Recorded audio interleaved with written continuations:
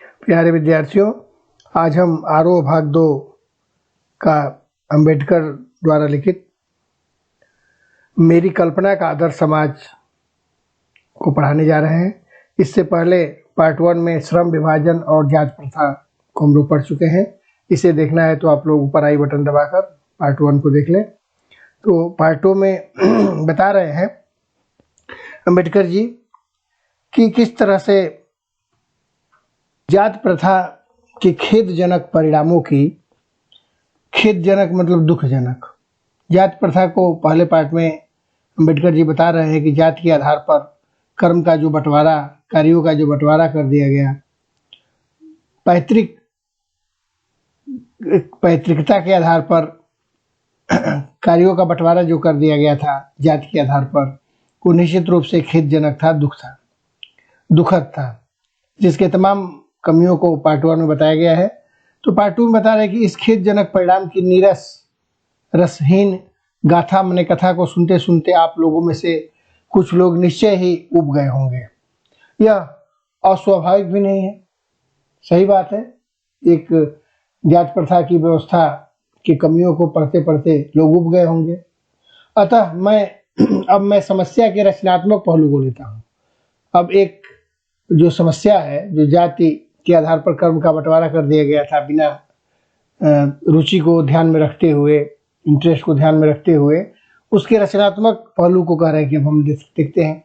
मेरे द्वारा जाति प्रथा की आलोचना सुनकर आप लोग मुझसे यह प्रश्न पूछना चाहेंगे कि यदि मैं जातियों के विरुद्ध हूँ तो फिर मेरी दृष्टि में आदर्श समाज क्या है।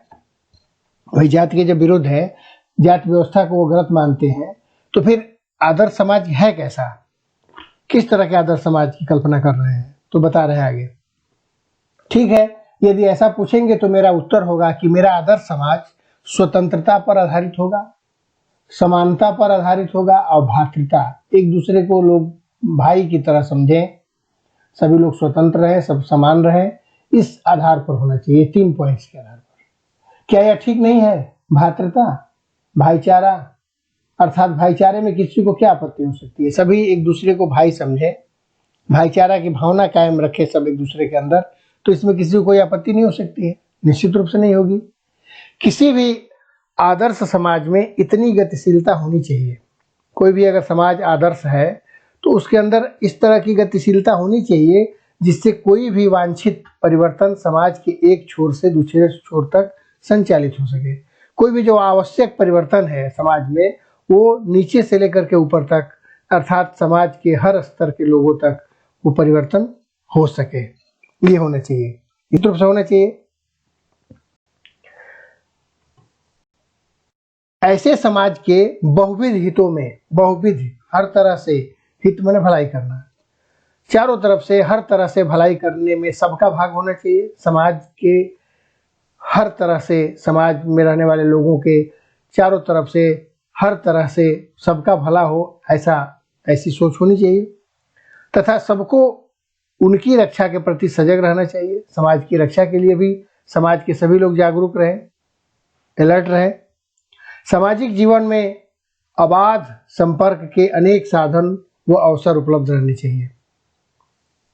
जितने भी समाज में अवसर उपलब्ध हो रहे हो, वो समाज के सभी वर्गों में, निम्न वर्ग से लेकर के उच्च वर्ग, बड़े वर्ग, सभी के अंदर ये भावना होनी चाहिए कि दूध पानी के मिश्रण की तरह ऐसी भाईचारा की भावना होनी चाहिए कि जैसे दूध में पानी मिला देते हैं तो पानी अपना अस्तित्व खो देता है, इसी तरह से समाज के अंदर रहने वाले सभी लोग एक दूसरे में इस तरह से घुल मिल करके रहे जैसे दूध में पानी घुल मिल कर रहता है, तब भाईचारे की भावना का संचार हो सकता है। और इसी का दूसरा भाग लोकतंत्र है। लोकतंत्र भी इसी का दूसरा भाग का नाम है। लोकतंत्र का मतलब जनता का, प्रजा का शासन। प्रजा चुनती है शासक को, तो केवल चुन लेने से नहीं होगा, निश्चित रूप से वो ऐसी भावना भी समाज के अंदर कायम हो, इस बात का ध्यान रखा जाए। आगे कहते हैं क्योंकि लोकतंत्र केवल शासन की एक पद्धति नहीं, एक सिद्धांत नहीं है। लोकतंत्र केवल शासन करने की पद्धति, बल्कि लोकतंत्र मूलतः सामूहिक दिनचर्या, सामूहिक मतलब सब मिल करके एक साथ, जीवनचर्या की एक रीति माने ढंग, जीवनचर्या का एक साथ मिल करके जीवन यापन करने का एक साथ मिलकर के जीवन जीने का समानता के साथ, यह उसका एक रीति है, ढंग है, तथा समाज के सम्मिलित अनुभवों के आदान प्रदान। समाज में जो भी अनुभव है उन अनुभवों को, लोगों के अनुभवों का आपस में मिल करके एक दूसरे के साथ बांट करके भाईचारा की भावना कायम करके उसका आदान प्रदान का नाम लोकतंत्र है। इसमें यह आवश्यक है कि अपने साथियों के प्रति श्रद्धा व सम्मान का भाव हो। अपने साथियों के प्रति श्रद्धा और सम्मान का भाव होना चाहिए। ऊंच और नीच वर्ग, ऊंच और नीच जाति करार दे करके किसी को ऊंच समझा जाना, किसी को बड़ा समझा जाना, किसी को छोटा समझा जाना, ये कतई लोकतंत्र की विशेषता नहीं है। इसी प्रकार स्वतंत्रता पर भी क्या कोई आपत्ति हो सकती है? सभी लोग स्वतंत्र रहें, इस पर भी किसी कोई ऑब्जेक्शन नहीं हो सकता, कोई आपत्ति नहीं हो सकती, बिल्कुल नहीं होगी। कि गमनागमन की स्वाधीनता, गमनागमन माने एक स्थान से दूसरे स्थान तक आना जाना, उसको गमनागमन कहते हैं, उसकी भी स्वतंत्रता होनी चाहिए। जीवन तथा शारीरिक सुरक्षा, अपने जीवन तथा अपने शरीर को सुरक्षित रहने की स्वतंत्रता के अर्थों में शायद ही कोई स्वतंत्रता का विरोध कर सके। आने जाने की स्वतंत्रता, अपने जीवन को सुरक्षित रखने का, अपने शरीर को स्वस्थ रखने का, इसमें किसी का कोई विरोध नहीं हो सकता। इसी प्रकार संपत्ति के अधिकार, संपत्ति रखने का अधिकार, जीविकोपार्जन, अपना काम धंधा, अपने जीवन यापन करने के लिए जो कार्य का चुनाव करते हैं उसको जीविकोपार्जन कहते हैं, के लिए आवश्यक औजार, जीविकोपार्जन के लिए जो औजार की आवश्यकता है, जैसे कोई मैकेनिक है, मिस्त्री है, तो उसके लिए स्क्रू ड्राइवर, पेचकस, पिलास, हथौड़ा, आरी इत्यादि जो भी औजार हो सकते हैं उसको रखने की स्वतंत्रता। जिससे शरीर को स्वस्थ रखा जा सके कि अर्थ में ही स्वतंत्रता पर कोई आपत्ति नहीं हो सकती। शरीर को स्वस्थ रखने के लिए कोई काम कर रहा है व्यक्ति, तो उस काम में उपयोग होने वाले औजार रखने की स्वतंत्रता, कोई किसी को आपत्ति इस पर नहीं है। तो फिर मनुष्य की शक्ति के समक्ष एवं प्रभावशाली प्रयोग की भी स्वतंत्रता क्यों न प्रदान की जाए? मनुष्य के अंदर कौन सी शक्ति है, कौन सा कार्य करने में वो सक्षम है, कौन सा कार्य वो प्रभावशाली ढंग से कर सकता है, इसकी भी स्वतंत्रता क्यों नहीं दी जाए? बिल्कुल दी जानी चाहिए। जबकि जाति प्रथा में यही नहीं है। उसके पिताजी क्या करते थे, उसके पिता वही कार्य उसे थोप दिया जाता था, चाहे उसका इंटरेस्ट हो, उसमें वो समर्थवान हो या नहीं हो, उसकी रुचि हो या नहीं हो, इसका कोई ख्याल नहीं रखा जाता था। इसी का खंडन वो कर रहे हैं। जाति प्रथा के पोषक, जाति प्रथा के जो संरक्षक हैं, जीवन, शारीरिक सुरक्षा तथा संपत्ति के अधिकार की स्वतंत्रता को तो स्वीकार कर लेंगे। इन तीन चीजों को, जीवन, शारीरिक सुरक्षा, अपने शरीर को सुरक्षित रखने का अधिकार, संपत्ति का अधिकार, इन सब चीजों को कह रहे हैं कि स्वीकार कर लेंगे, परंतु मनुष्य के समक्ष एवं प्रभावशाली प्रयोग की स्वतंत्रता देने के लिए, सक्षम एवं प्रभावशाली प्रयोग के लिए जल्दी तैयार नहीं होंगे। मनुष्य के अंदर कौन सी क्षमता है उसके अंदर कार्य करने का, उस क्षमता के अनुरूप अर्थात रुचि किस काम में है, वो कार्य चुनने की स्वतंत्रता के लिए वो तैयार नहीं है। कौन? जो जाति प्रथा के पोषक है, जाति प्रथा के संरक्षक है, जाति प्रथा के मानने वाले रूढ़िवादी विचारधारा के जो लोग हैं। क्योंकि इस प्रकार की स्वतंत्रता का अर्थ होगा अपना व्यवसाय चुनने की स्वतंत्रता किसी को नहीं है। करे इस प्रकार की अगर स्वतंत्रता का अर्थ यह है कि अपना व्यवसाय चुनने की स्वतंत्रता किसी को नहीं है, तो इसका अर्थ उसे दासता में जकड़ कर रखना होगा, और फिर वो दासता स्वीकार कर लेगा, क्योंकि उसकी स्थिति सुधरेगी नहीं, वो गरीबी में जीवन यापन करेगा, मजबूरी में किसी का दासत्व स्वीकार करना पड़ेगा उसे।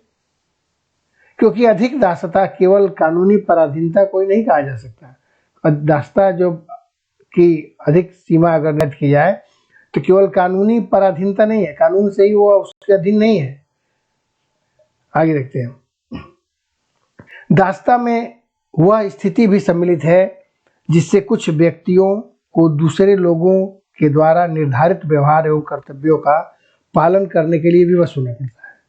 दासता, किसी का दास बन जाना, वो स्थिति है जिसमें कुछ व्यक्ति एक दूसरे के लोगों को निर्धारित व्यवहार और कर्तव्य को पालन करने के लिए मजबूर होना पड़ता है, विवश होना पड़ता है, ये दासता होती है।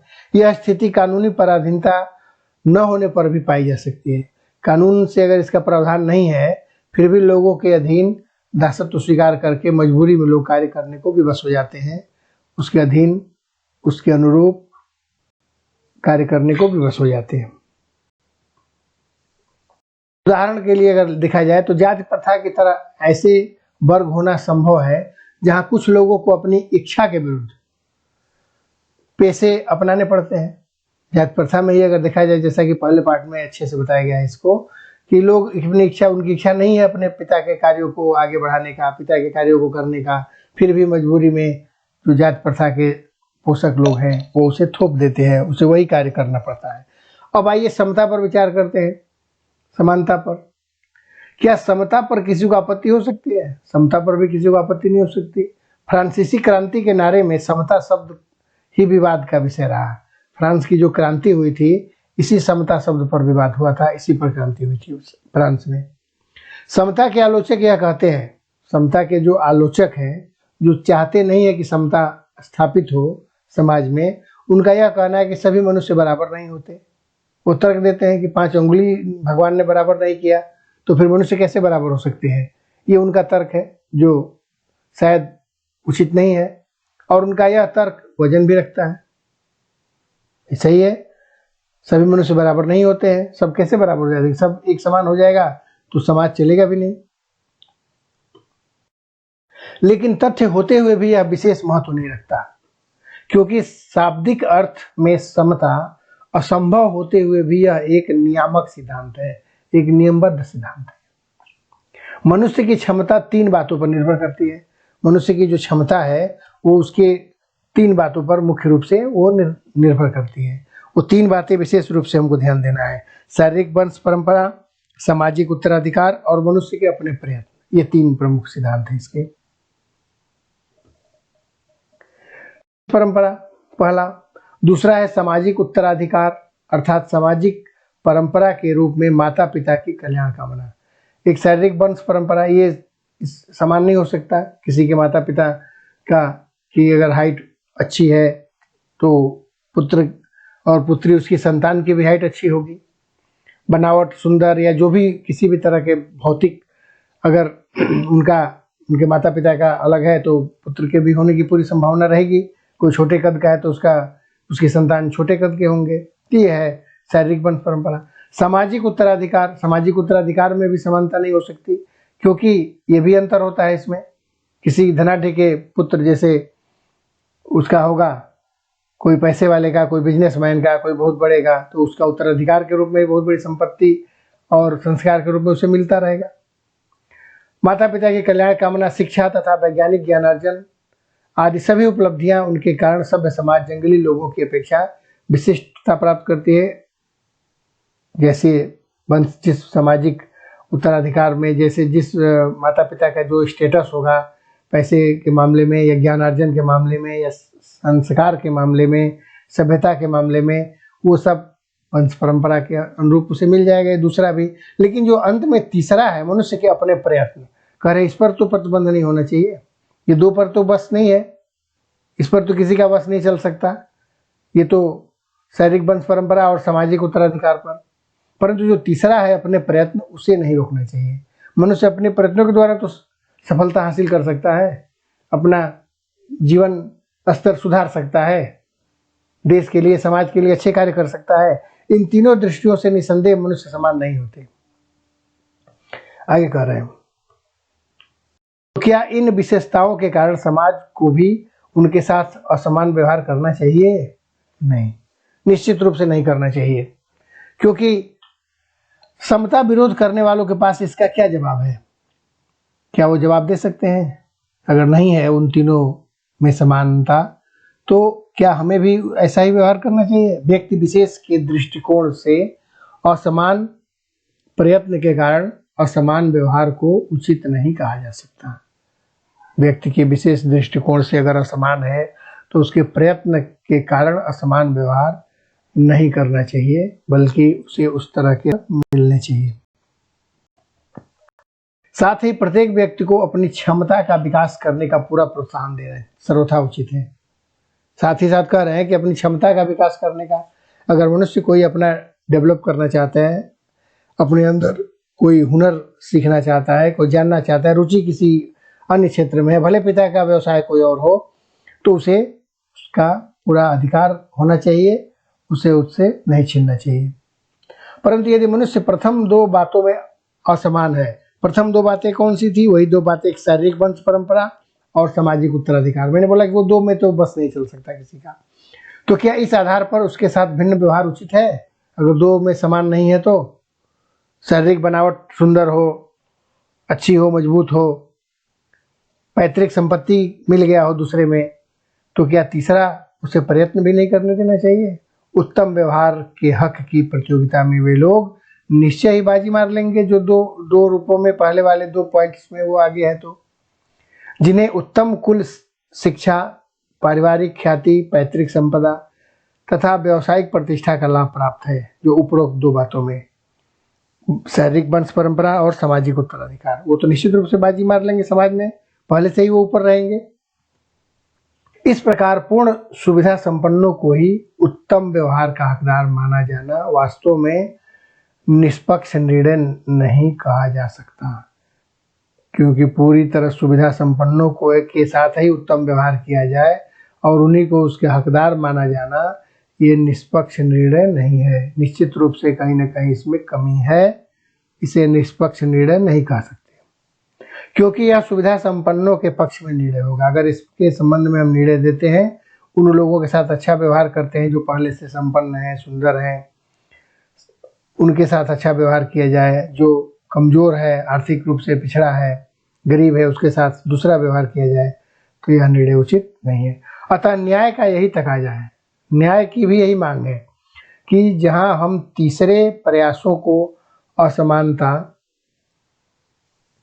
असमानता जो मनुष्य के अपने वश की बात है, प्रयासों की असमानता होनी चाहिए, को अपने वश की बात है, आधार पर मनुष्यों के साथ असमान व्यवहार को उचित ठहराते हैं, वहाँ प्रथम 2 आधारों जो मनुष्य के अपने वश की बात नहीं है, प्रथम 2 आधार जैसे शारीरिक वंश परंपरा और सामाजिक उत्तराधिकार, इस पर तो मनुष्य का वश नहीं है, वो तो वंशगत मिलता है, वंशानुगत, उस पर वश नहीं है। पर उसके साथ अपना असमान व्यवहार नितांत अनुचित है और हमें ऐसे व्यक्तियों के साथ यथासंभव समान व्यवहार करना चाहिए। भले 2 में नहीं है तो तीसरा जो अपने प्रयत्न है उसमें तो कोई अंतर नहीं होने देना चाहिए, तो समान व्यवहार करना चाहिए। दूसरे शब्दों में, समाज की यदि अपने सदस्यों से अधिकतम उपयोगिता प्राप्त करनी है तो यह तो संभव है जब समाज के सदस्यों को आरंभ से ही समान अवसर एवं समान व्यवहार उपलब्ध कराया जाए। प्रारंभ से ही अगर उसे समान अवसर और समान सदस्यों के साथ व्यवहार किया जाए तो निश्चित रूप से उसमें सुधार हो सकता है। समानता का औचित्य यहीं समाप्त नहीं होता, समानता का जो औचित्य है वो यहीं पर समाप्त नहीं हो जाता, इसका और भी आधार उपलब्ध है, और भी इसके बहुत से आधार उपलब्ध हैं। अब एग्जाम्पल दे रहे हैं यहाँ पर एक राजनीतिज्ञ का, किस तरह से एक राजनीतिज्ञ पुरुष की बहुत बड़ी जनसंख्या से पाला पड़ता है। एक राजनीतिज्ञ अगर कोई व्यक्ति है तो बहुत बड़ी जनसंख्या से उसका पाला पड़ता है।